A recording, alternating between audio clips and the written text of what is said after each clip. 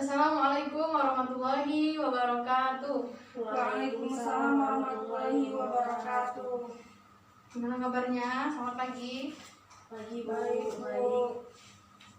Alhamdulillah. Sebelum memulai pelajaran pada pagi hari ini, marilah kita bersama-sama mengucapkan lafaz basmalah. Bismillahirrahmanirrahim. Sebelumnya ada yang tidak hadir pada pertemuan kita minggu ini. Hadir semua, Bu. Alhamdulillah kalau hadir semua.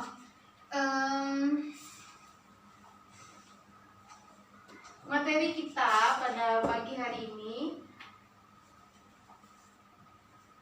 adalah tayamum. Baiklah anak-anak, materi pada pertemuan kita pada pagi hari ini materinya adalah tentang tayamum.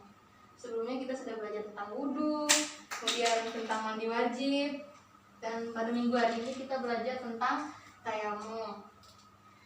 Sebelumnya sudah ada yang tahu apa itu pengertian tayamum? Belum, Bu. Belum ya. Tayamum secara bahasa dan secara istilah. Boleh dicatat ya. Pengertian tayamum secara bahasa artinya adalah menyengaja. Artinya apa? Menyengaja. Kemudian secara istilah, tayamum artinya menyengajakan diri menyentuh debu atau tanah dan mengusapkannya ke muka dan kedua belah tangan. Dan secara umum, pengertian tayamum itu adalah mensucikan diri tetapi tidak menggunakan air, berbeda dengan wudhu ya.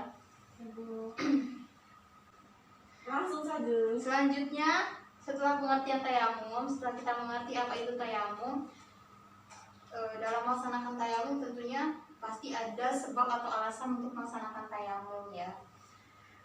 Sebab atau alasan, karena melaksanakan tayamum itu tidak sembarangan, pasti ada sebab atau alasannya. Yang pertama ada dalam perjalanan jauh. Dalam perjalanan jauh tidak memungkinkan kita untuk berwudu, jadi kita bisa melaksanakan tayamum. Kemudian jumlah air tidak mencukupi karena jumlahnya sedikit.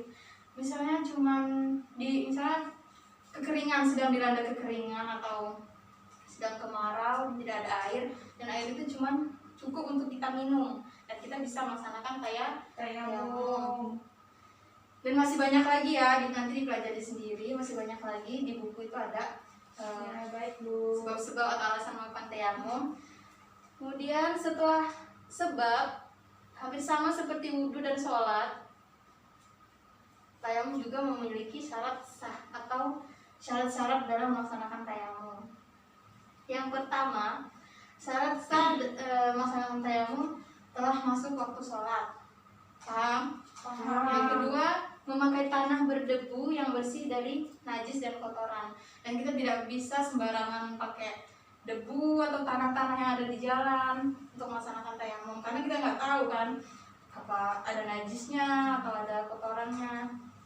Kemudian yang ketiga, memenuhi alasan atau sebab melakukan tayamum. Tadi sudah dijelaskan sebelumnya ya, sebab-sebab atau alasan kita melaksanakan tayamum harus memenuhi itu. Kemudian yang keempat, sudah berupaya atau berusaha mencari air tapi tidak ditemukan. Yang kelima, tidak haid maupun nifas. Yang keenam, menghilangkan najis yang melekat pada tubuh. Setelah syarat sah tayamum juga memiliki rukun-rukunnya. Ya, yang pertama, rukun-rukun tayamum. Niat ketika mengusap muka.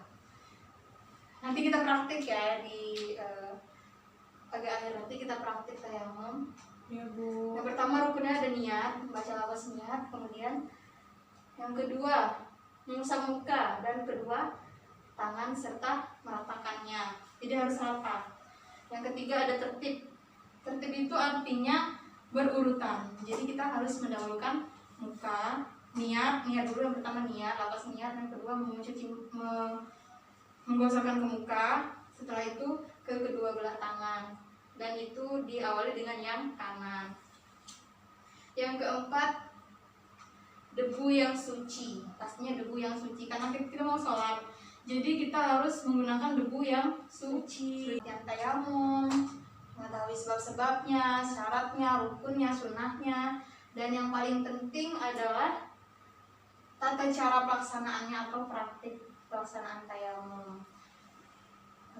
Yang pertama, tadi ada rukun-rukunnya kan. Yang pertama baca nih niat. Misalnya kita mau tayamum di dinding ini, misalnya dinding ini suci ya, kita ini melaksanakan tayamum. Niat terlebih dahulu. Coba ikutin ya. Nawaitu tayamuma, Nawaitu tayamuma listibahati sholati. Diistiraati sholati. Udah lagi. Udah enggak nawe.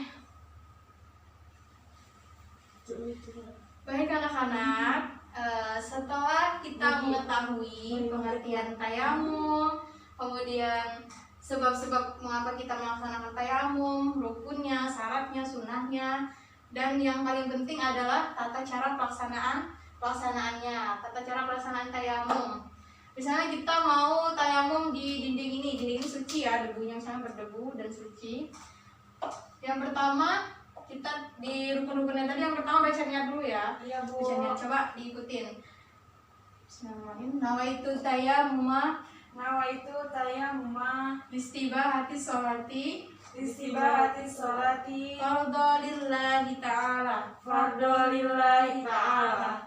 Kemudian kita tangan dan lupa dilenggangkan seperti ini ya. Iya, Bu. Agak dilenggangkan, tempelkan ke dinding. Setelah itu disunahkan untuk meniup atau menopiskan debu. Oh. Boleh ditiup atau seperti ini kan, ditiup. Biasanya sih ditiup. Setelah ditiup, kita usapkan apa dulu? Muka, Bu. Ke muka dari sini ke atas, seperti ini lengkap. Terus tarik bawah. Kemudian lagi kita taruh lagi, kemudian ditepiskan lagi atau ditiup lagi. Mulai dari tangan kanan ya, seperti ini, ke belakang, tarik ke bawah sampai siku, balik ke depan, ke atas. Jangan lupa jempolnya ya, jempolnya kena. Kemudian lanjut ke belakang dengan kiri, bawah, kemudian ke atas. Bisa? Bisa, Bu. Kalau bisa coba praktekkan ke depan. Siapa yang mau? Bisa, Bu. Ya, maju. Yang lain dengarkan ya, anak-anak. Ya, Bu. Misalnya kami mau tayamum di sini. Yang pertama membaca niat. Coba baca dulu niatnya. Bismillahirrahmanirrahim. Nawaitu tayamuma listibahati sholati fardholillahi ta'ala.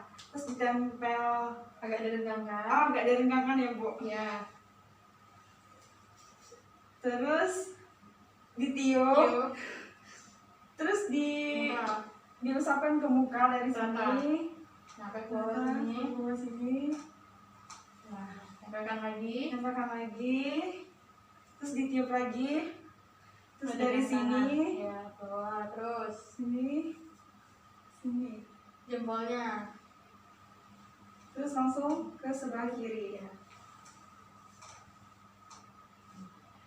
Nah, gitu. Bagaimana yang lain? Paham? Paham, Bu. Bisa ya, insya Allah. Iya, Bu. Silakan duduk. Dan sebelum kita mengakhiri pembelajaran kita pada siang ini, apa ada yang ingin bertanya? Saya, Bu. Ya. Silakan. Kan kalau di wudhu itu ada doa setelah wudhu, Bu. Itu kalau di tayamum ada doanya nggak, Bu? Langsung dijawab aja ya. Iya, Bu. Tadi pertanyaan dari temannya, kan di wudhu setelah sholat itu, setelah wudhu itu ada doanya. Iya. Apakah di tayamum ada? Gitu kan? Iya, Bu.